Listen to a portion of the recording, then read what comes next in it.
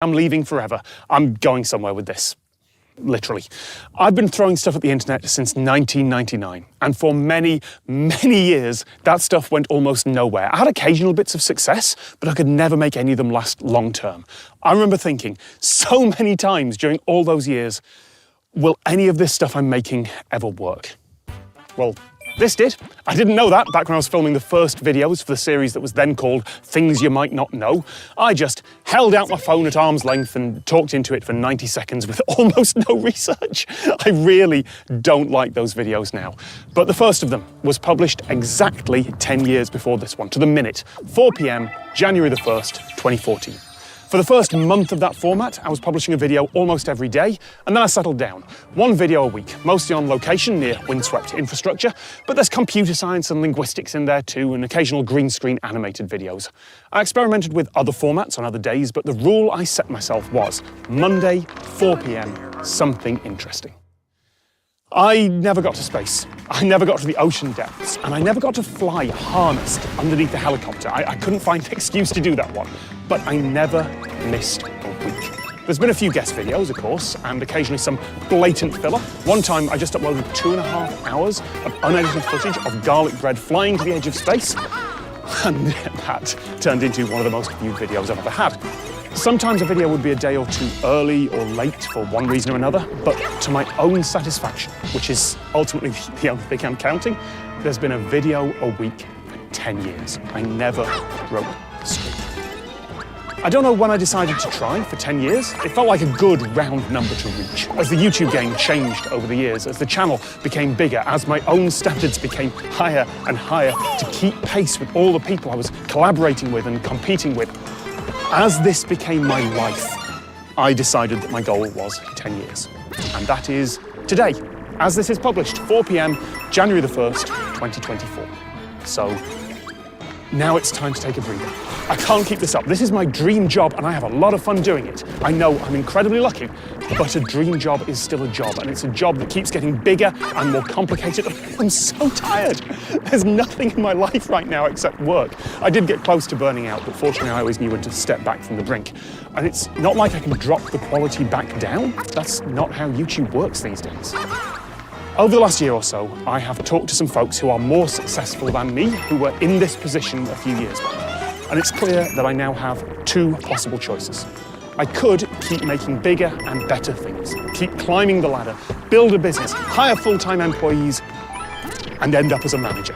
And that would be great for someone who isn't me, but I know I'm bad at that, and I'd hate every second of it. So, option two, I could not do that. I could do less and be happier. So I'm taking a break for some time. I don't know when or if I come back, but when I do, it won't be weekly, at least not in this format, not here.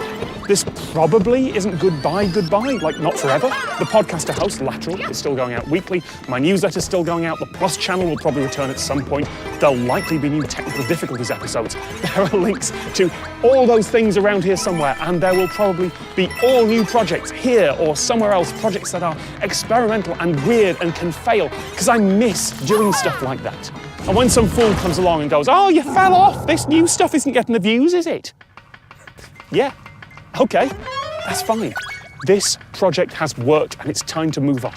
I'm still going to be looking for interesting things to film here. There'll probably still be videos here from time to time. I really do love doing this. There is a part of my brain that desperately does not want this to end. So if you've got an idea for a future video,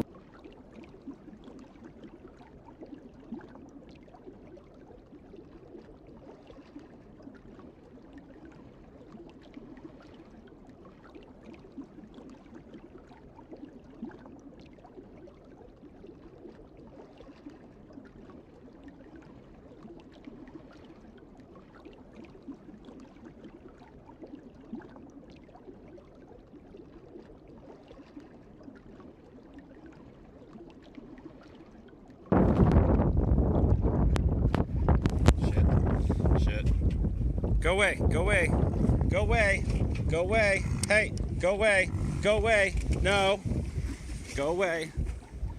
You don't like me. You don't like me. Go away, please. No, your mom's gonna fucking kill me. Go away. Go away. Huh. Fuck. Okay, hold on.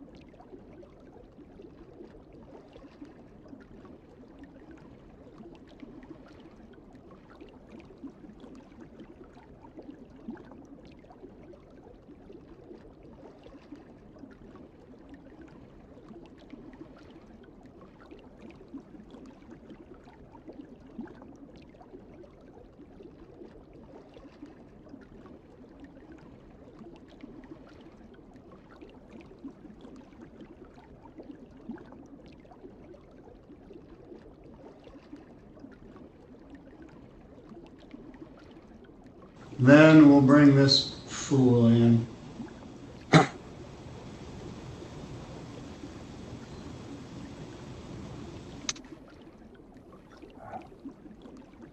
Good morning, sir. What's your name? Me? Yeah, you. Yes. Nathaniel Saxon, sir. Your name's not Buttfucker3000, you yo-ho. Logging into my court with that as your screen name. Why We'll would that? discuss that in a little bit. I, What kind of idiot logs into court like that? What's your name again? Nathaniel Saxton, sir, but I don't believe that I typed anything like that in. Well, that's what it says. Why, We'll I discuss apologize. that in a bit. That should not Yeah, be. you should. I'll put you in the waiting room. You can sit in limbo for a while and think about what you call yourself online. Mr. Grossnickel?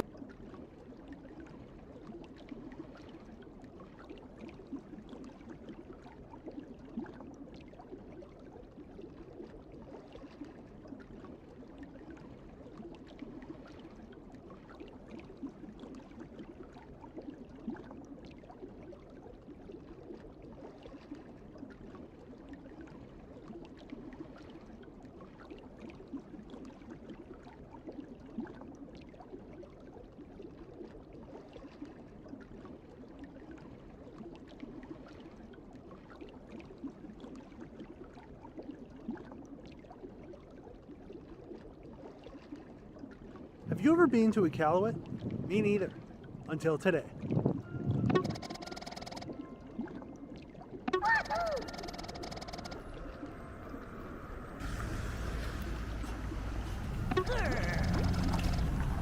My flight just so happened to have a stopover in Iqaluit. So I'll be here for a few hours.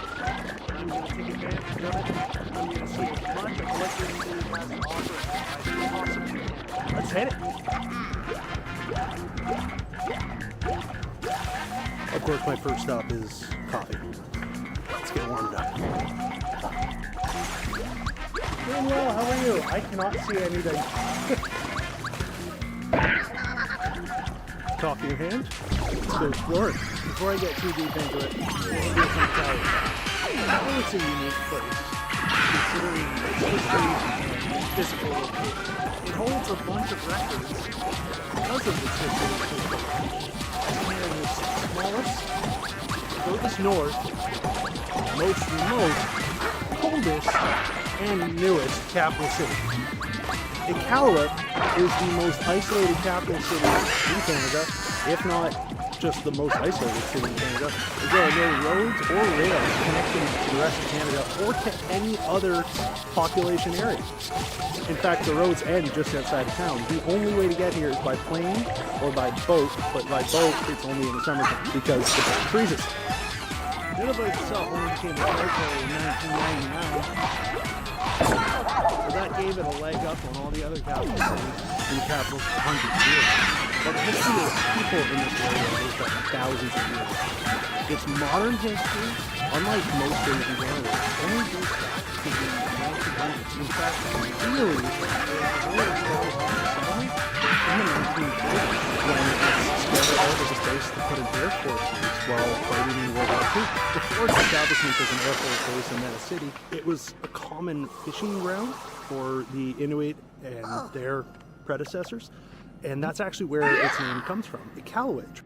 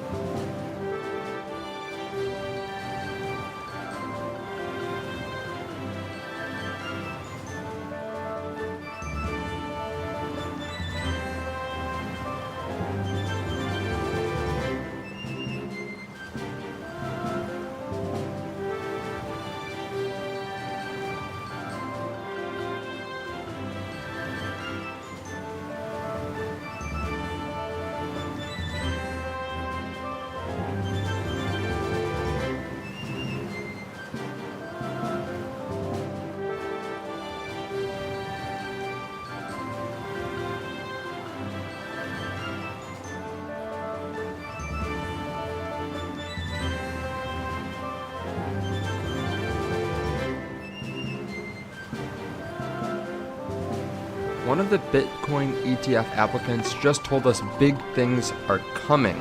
I want to talk about that and talk about something that a lot of people aren't even looking at that make this next year so freaking bullish. A lot of people don't understand it, especially if you've only paid attention to crypto and you don't have a background with any kind of traditional stock market investing. So hit subscribe so you can see future videos just like this one as soon as I push them out to the public.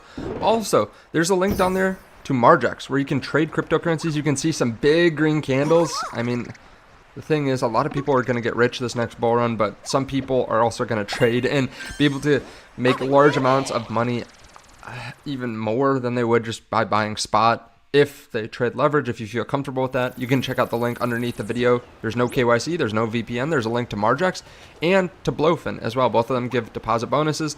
There's also a link down there to HG Access. This is something that we just unveiled today. This is a Patreon group that has access to a bunch of influencers. There are going to be about 10 of us at least in there doing weekly live streams as well, where you can ask questions. We're going to tell you what we see in the market. There's a lot of alpha there. There are people researching different crypto projects for you and writing detailed analysis.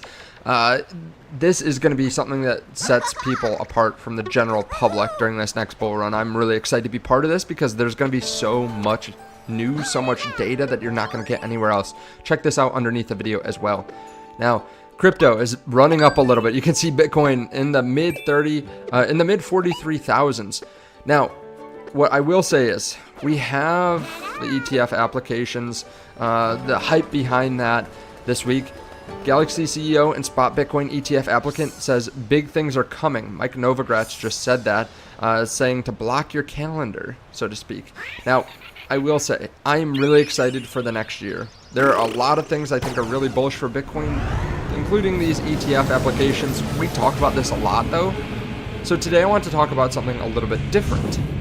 And that's how important it is that the Fed is going to lower rates. If you haven't heard recently, the participants expect 3 rate cuts for 2024. Keep in mind, just a month or two ago, they expected 0 rate cuts.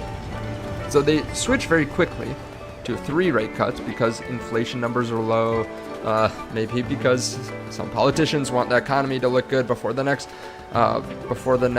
election, that kind of stuff. There are all different reasons why you might want to lower rates right now. Now they're saying 3 rate cuts. Now this could turn into 5 rate cuts. This could turn into 8 rate cuts. We don't know, but a lot of people don't understand how important this is. One thing that people look at in the traditional markets is discount cash flow calculators. I'm not going to put you through too much here. I'm not going to make it really difficult to